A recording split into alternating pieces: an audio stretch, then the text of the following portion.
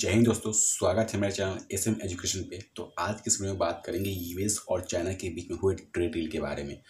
साल की शुरू में आपने पहले बात सुनी होगी कि जो यूएस और चाइना के बीच में एक तरह से क्या होता है, ट्रेड वॉर चली थी, जिसमें किस प्रकार से जो यूएस है वो 145% का टैरिफ टैक्स इम्पोज करता है चाइना पे। इसके अगेंस्ट में चाइना भी क्या होता है कि 125% का एक तरह से टैरिफ इम्पोज करता है यूएसए पे।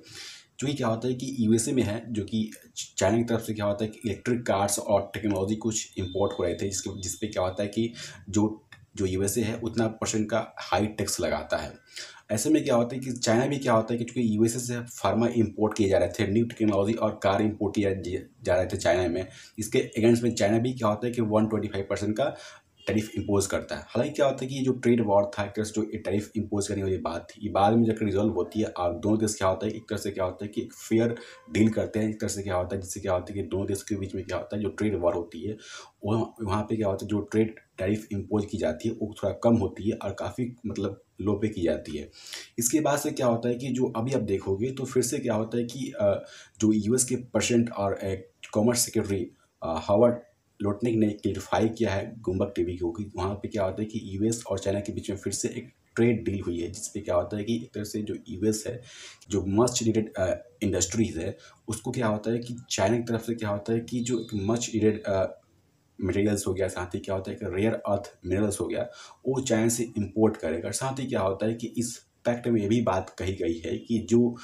यूएस कॉलेज में जो चाइनीज नेशनल पढ़ रहे थे, जो कॉलेज स्टूडेंट पढ़ रहे थे, उनके वीज़ा पे जो तरह से क्या होता है, जो रिबेक किए जा रहे थे,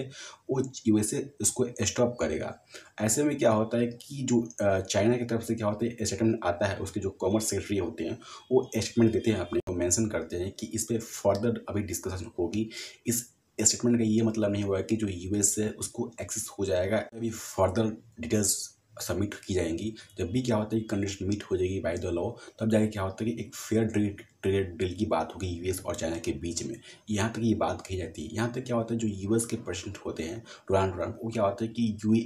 यू और यूके और इंडिया के साथ भी क्या होता है ट्रेड डील करने की बात करते हैं। तो ये था यूएस और चाइना के बीच में ट्रेड डील। क्या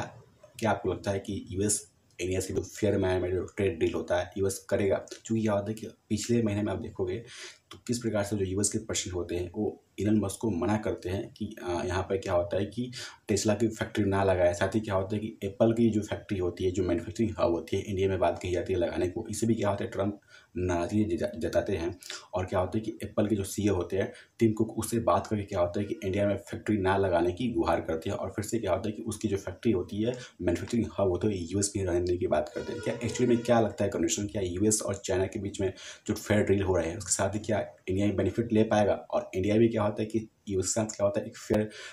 ट्रेड डील कर पाएगा?